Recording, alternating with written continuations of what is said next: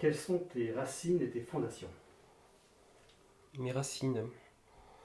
Euh, c'est un peu compliqué. Alors, loin où je suis originaire, je suis né à Saint-Afrique, qui est dans l'Aveyron. Et voilà, j'ai surtout été élevé par mes grands-parents.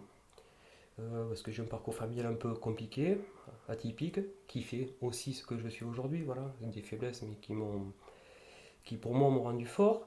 Et du coup, j'ai été élevé à un petit village, Péteville de Saint-Afrique de l'Aveyron, par mes grands-parents qui étaient voilà, des personnes de référence fabuleuses pour moi. Et ma grand-mère était autrichienne. Voilà.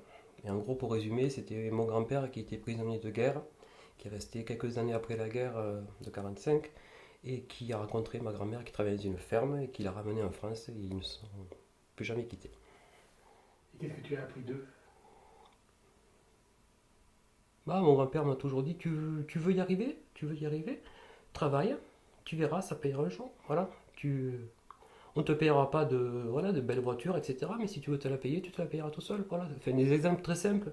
Mais, et en me donnant la chance, les moyens, l'amour, tout pour y arriver. Voilà, pas de contraintes, mais une éducation, je dirais pas dure, parce que, mais des valeurs simples, mais des valeurs justes pour moi. Mes grands-parents habitaient à côté de la Sorgue, qui est une petite rivière. Donc là, j'ai des souvenirs aussi extraordinaires où on construisait des petits radeaux, et mettait des cuissardes et j'avais donc pêche à la truite, pêche au barbeau et franchement il y avait vraiment du poisson, voilà, il y avait vraiment du poisson à l'époque, les petits goujons, les petits vairons, donc ça veut dire que voilà, les produits encore c'était très sain au niveau de la rivière parce que ils ne sont plus là, j'y allais la dernière fois, il n'y a plus rien et les truites sont des truites lâchées et du coup ça m'a quand jeune quand j'allais à la pêche j'oubliais mais quand j'allais rentrer à la maison ce qui allait se passer ou pas. Et je pratique la même chose, c'est-à-dire que ici, quand je vais à la pêche, ben, en fait, j'aime y aller seul, ce qui est d'habitude c'est rare, parce que d'habitude c'est un copain, on va pêcher ce week-end. J'aime prendre un rocher, il n'y a personne, et je peux y rester 4 heures et que ça meurte ou pas, je m'en fous, parce que là je fais le point. Voilà, j'ai besoin de ces moments, et la pêche ça m'apaise, mais quand je reviens, je suis hyper détendu. Et après, si ça mord, tant mieux, si ça mord pas, tant pis, mais j'adore. C'est des moments pour moi où je vais m'isoler. En étant actif, donc moi je trafique, et le temps passe comme ça, et puis, Aveyronais, la mer, j'aime pas trop la mer, la plage, mais j'aime ces moments où il y a des rochers, où il y a de beaux paysages, mais pas mêlés à l'univers plage, serviette, que je déteste. Quand tu parles de tes grands-parents, tu as perdu tes parents de bonne heure? Ouais, alors j'ai perdu, pas mes parents de bonheur, je les ai perdus physiquement parce que ils m'ont eu assez jeune, voilà. Donc je suis fils unique. Et puis ma mère et mon père travaillaient sur Paris, où j'habitais un peu sur mes premières années. Et ma mère, déjà dès 20 ans, était une femme extraordinaire, je pense, mais a sombré un peu dans la dépression. Et le problème, c'est qu'elle s'en est jamais sortie, donc à un moment, elle n'a pas pu m'assumer. Et donc c'est pour ça qu'il y a eu un retour par train chez mes grands-parents, voilà, qui ont géré après tout ça. Et effectivement, après, oui, donc mon père est mort assez jeune aussi. Euh, Avec moi en plus, ce jour-là, je me rappellerai. Euh, et donc un parcours voilà, compliqué parce que quand ça commençait à aller mieux, quand ma mère a commencé à aller mieux, ben, perte de mon père qui était assez jeune. Et puis pas trop de place à l'adolescence, il fallait que je gère ma maman qui n'était pas en situation de se gérer toute seule. Donc ouais, une adolescence où je préfère parler de mes grands-parents parce que là c'était vraiment heureusement voilà, qu'ils étaient là. Ah, qu'est-ce que tu peux me dire de tes grands-parents? Ce que j'appelle moi un modèle. Alors un modèle à plusieurs modèles où ce sont des gens, quand on les côtoie tous les jours pendant des années, qui sont, bon, ils ont été vieux, donc avec une vieillesse aussi qui, bon, à part la fin, c'est un peu dur les maisons de retraite, mais un amour déjà, voilà, quand on voit des gens sur plus de 40 ans de sa vie et qu'on les a vus s'engueuler une seule fois pour une histoire de lunettes chez l'opticien, on nous fait un truc, mais une seule fois, voilà. Et ça c'est choquant parce qu'on n'est pas habitué. Mais voilà, un couple, et même après 70 ans, quand ils se quittaient juste pour aller faire des courses, se faisaient un petit bisou en se disant à tout à l'heure. Voilà. Et ça on se dit, waouh, c'est beau. Et après, voilà, des gens qui ont vécu des choses très dures, la guerre, et qui avaient des valeurs pour moi simples, voilà, mais bien sûr axées sur le travail comme les vieilles générations, mais sur plein de valeurs qui moi encore me touchent. Voilà. Et qu'est-ce que tu as appris d'eux? Bah, mon grand-père m'a toujours dit, tu veux y arriver? Tu veux y arriver? Travaille, tu verras, ça payera un jour. Voilà. On ne te payera pas de belles voitures, etc. Mais si tu veux te la payer, tu te la payeras tout seul. Voilà. Enfin, des exemples très simples. Mais et en me donnant la chance, les moyens, l'amour, tout pour y arriver.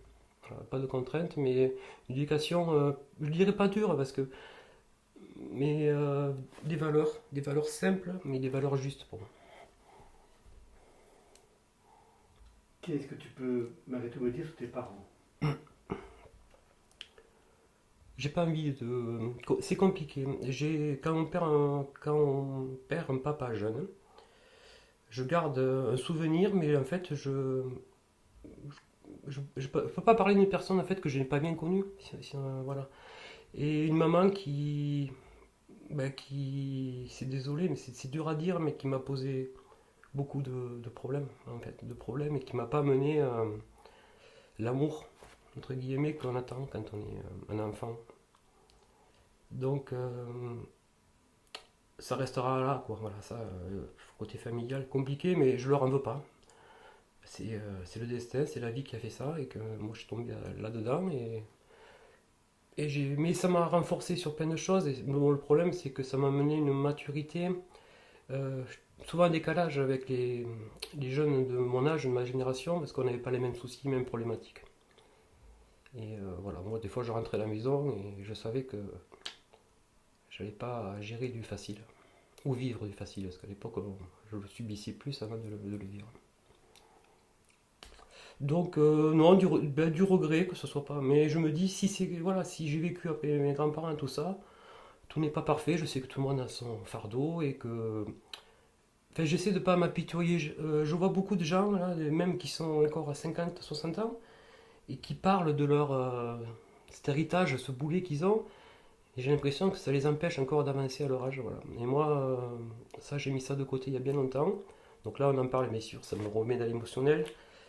Mais je me suis toujours servi pour me dire, bah écoute, ça t'a donné de la force, ça t'a donné l'envie d'avancer. Et, euh, et pas dire, c'est pas une excuse, voilà. C'est pas une excuse de la vie de dire, mais ouais, mais moi j'étais comme ça, alors j'ai pas pu.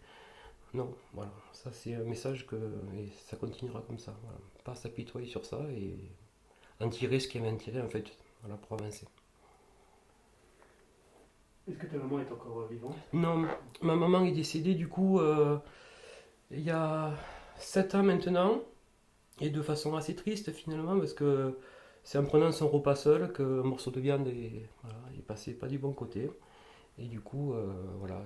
Bon, elle est restée entre la vie et la mort quelque temps, mais au niveau cérébral, c'est trop tard, elle est restée trop de temps pas oxygénée. Mais après, voilà, je me rappelle avoir fait un discours lors de son enterrement avec beaucoup d'amour, mais un soulagement, parce que je crois que enfin, vu la vie qu'elle a menée, 43 ans au moins d'alternance d'hôpitaux psychiatriques, de médicaments, de haut, de bas, et enfin voilà, je trouvais que sa vie n'était pas juste.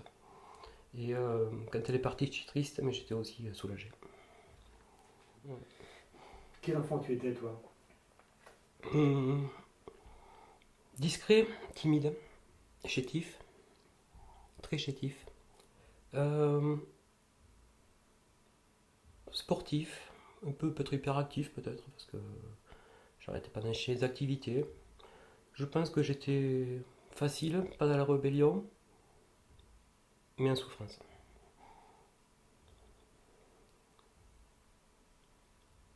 Donc tu es fils unique, c'est ça? Oui.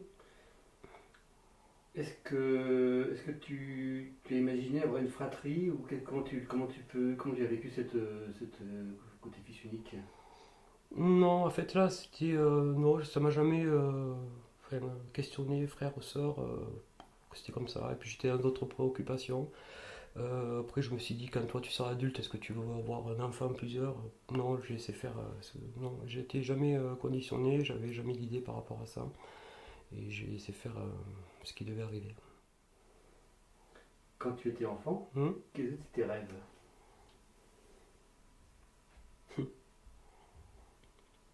Comme je l'ai expliqué tout à l'heure par mes réponses, je crois que je rêvais pas beaucoup. Euh, non, j'ai essayé de survivre, voilà. Donc c'est plus tard que j'ai rêvé. C'est pour ça que je suis resté encore en adolescence, que maintenant je rêve. Voilà, je rêve plein de choses comme un ado, comme un jeune homme qui commence sa vie. J'ai plein de désirs, de rêves qui peuvent être des fois décalés par rapport à mon âge. Mais non, je rêve de plus en plus en vieillissant. Et non, jeune, je rêvais pas.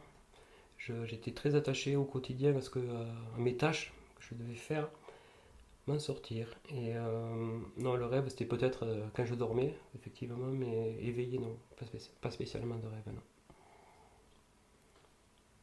Tu étais trop dans le concret, dans le réel, à aider ta mère, c'est ça? Ouais, à aider. Non, à l'époque, j'étais pas là pour aider, j'étais là pour subir et essayer de comprendre. Et ouais, j'étais pas dans le rêve, non, j'étais ouais, comme dans le concret de la vie, chaque jour, voilà, comme quelqu'un qui va au travail, en fait. Je me sens plus libre maintenant que quand j'étais jeune, petit. Quelles étaient tes tâches?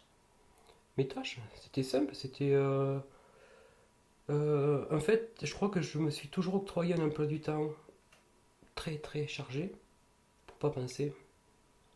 Et ça continue, voilà. J'aime bien être hyper actif. Alors j'avoue que maintenant le canapé ça me va bien aussi devant un match de foot. Mais le confinement m'a fait aussi beaucoup évoluer et vieillir de coup je crois parce que j'ai beaucoup fait moins, j'étais moins actif ces derniers temps. Mais mes jeunes j'avais besoin, voilà, c'était l'école, l'entraînement le soir. Si je pouvais enchaîner je faisais même du foot en même temps. Et le week-end ben, c'était des compètes, des déplacements. Et les vacances c'était des stages parce que j'étais l'équipe Midi-Pyrénées donc à un assez bon niveau. Et donc j'avais toujours des stages où je partais en compétition et je partais loin les week-ends. J'étais jeune, mais je partais déjà à Bordeaux, donc beaucoup de routes. Et moi ça m'allait très bien, j'étais crevé, mais de la fatigue physique. Voilà. Là, tu parles de tennis de table. Ouais, tennis de table. Est-ce que tu peux nous parler de ton arrivée dans ce sport-là et comment Par, tu as évolué? par hasard, là c'était vraiment. Moi j'avais un papa qui était footeur, donc j'ai commencé à faire du foot où j'étais dans l'équipe d'Aveyron, j'étais avant-centre. Et puis j'étais à l'école privée, à l'école élémentaire, et il y avait un curé qui avait organisé, qui adorait le tennis de table, et qui avait monté des tables et qui nous prenait comme ça sur le midi 2. Donc j'ai commencé là. Et puis j'ai rencontré, parce que Saint-Afrique c'était une petite ville, mais c'était un club déjà qui au niveau tennis de table, il y avait un homme qui était Monsieur Jimenez André, qui était brocanteur et qui avait une passion pour ce sport et qui a donné sa vie à ce sport, et d'ailleurs il y a encore. Et il y a eu des rencontres qui se sont faites, et puis malgré qu'on était à un petit niveau, voilà, on commençait, mais on était un peu repérés à mon cousin, voilà, qui était proche de moi, qui a un an de moins. Il nous a un peu repérés, donc à partir de là, il nous a fait venir au club. Un entraînement, deux entraînements, puis c'est devenu deux, trois. Puis moi, le problème, c'est que je voulais pas arrêter le foot. Alors j'étais obligé de mentir une fois en disant que j'étais malade et je suis pas allé au foot. Sauf que j'ai fait une compétition où c'était à Midi-Pyrénées et j'ai fini second donc de Ligue Pyrénées. Et du coup, il y a eu le Midi Libre qui a eu une bonne idée de faire un article avec une photo. Donc le club de foot, ben, c'est pas passé. Ils m'ont dit, il faut faire un choix, Bruno. Donc, mais le choix, pourquoi j'ai pris le sport individuel? Parce que j'avais trouvé une famille en fait, petite famille. Voilà. Et donc là, c'est avec des gens avec lesquels on passait 3 fois par semaine ensemble, les week-ends. Et ça sur toutes les années collège et lycée. Et après, un regret, voilà, un regret, c'est que à 13 ans, j'ai été repéré pour être au CREPS de Montpellier, pour être pris au CREPS de Montpellier, donc là, pour accéder au haut niveau. Et là, ma famille a dit, on peut pas, quoi. Voilà. Après, regret, non, parce que je me dis, tennis de table, j'étais entraîneur à une époque, quand je commençais jeune, j'étais entraîneur. Mais j'aurais pu être un joueur, je pense, de bon niveau national, peut-être, hein, m'entraînant correctement. Mais c'est pas un regret. J'aime bien rester sur peut-être. Voilà. Mais comme je fais plein de choses, je me dis, c'est comme ça. Voilà. Mais c'est sûr que le crêpe, si j'avais été. Oui, je me serais investi à 100%, j'aurais fait que ça. Tu as évoqué un cousin. Ouais, Tu avais des enfants de ton âge de famille mon cousin. Et, en fait, c'est un cousin qui est arrivé du côté de ma maman, parce que du côté de ma maman, donc c'était le frère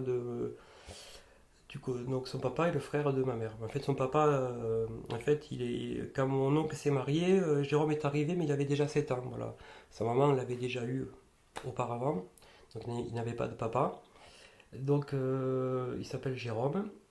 Et donc, il est arrivé du jour au lendemain dans ma vie. Voilà, il devait avoir, je ne me rappelle plus si moi j'avais 7 et lui 6, mais ça a été intense, c'est-à-dire que c'est devenu le frère, le frangin, voilà, du jour au lendemain. Donc les mêmes activités, les mêmes sports, et tout, voilà, on se voyait.